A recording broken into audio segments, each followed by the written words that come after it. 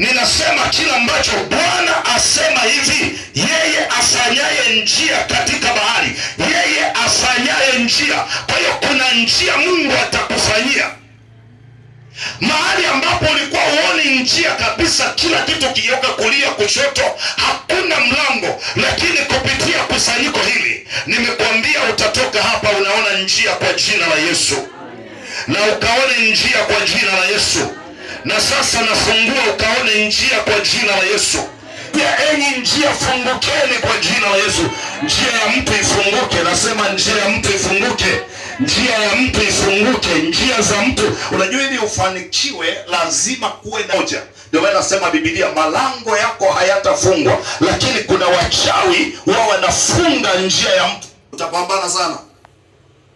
Ukifungiwa njia ya biashara huwezi kufanikiwa.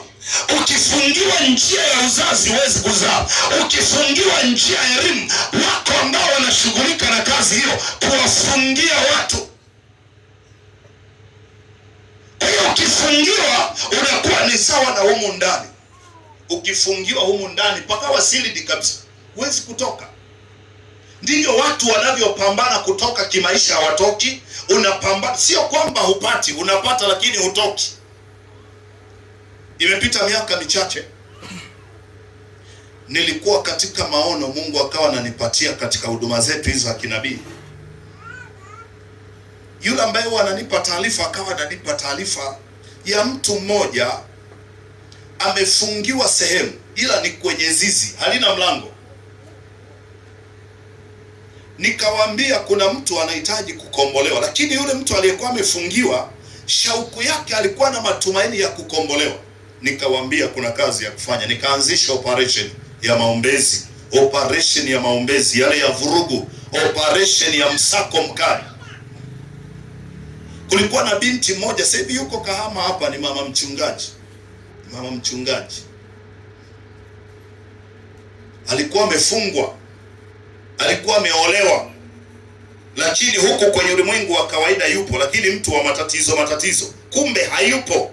Alishachukuliwa akapelekwa Mwanza na akaanza kutumikishwa kwa kazi ngumu sana, na kazi hizo ilikuwa ni kazi za kwenda kulala na wanaume,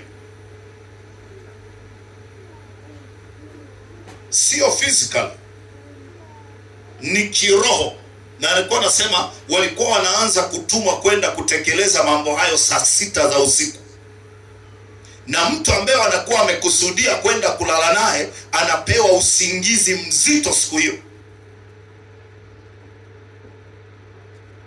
Ndio hizo ndoto wewe unaziona, ni idara kamili na ina kazi maalum. Ndio akawa anaenda huyo binti. Huku ni mtu wa matatizo, haolewi, ni mtu wa matatizo, yani ni yule mtu wa matatizo kila ibada. Sasa ndo operation ikaanza, ilikuwa ni saa 8 usiku. Ndio nikawa nimemkomboa, ndio akazungumza vitu vingi. Kwa hiyo kisha afungiwa mlango,